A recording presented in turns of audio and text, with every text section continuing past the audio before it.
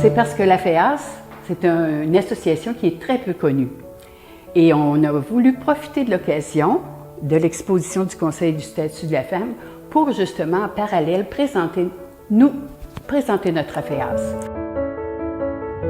Bien, on retrouve un petit peu depuis l'origine, en 1981, jusqu'à les grands dossiers qui sont portés dans la FEAS, la campagne Opération Tendre la main, qui est contre la violence faite aux femmes, la reconnaissance du travail invisible. La FEAS milite beaucoup pour que le travail invisible réalisé par les femmes à l'intérieur des foyers, la préparation des repas, l'entretien de la maison, l'éducation des enfants, le soin aux personnes en convalescence et allonger la liste, pour que ce soit reconnu, qu'il y ait une journée qui reconnaisse ce travail-là.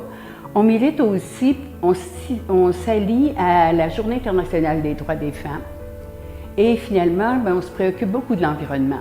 Vous savez, les femmes, c'est prendre soin. On est beaucoup dans les métiers du prendre soin.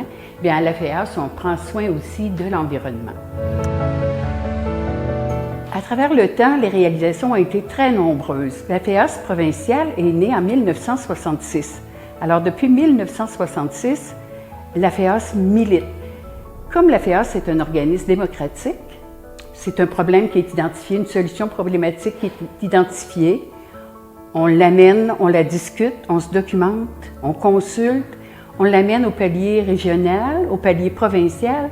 Puis, si c'est accepté, ça devient une position officielle de la FEAS. Et là, à partir de ce moment-là, on fait des représentations auprès des décideurs. On va auprès des députés, auprès des gouvernements, on soumet des mémoires, des avis, des recommandations.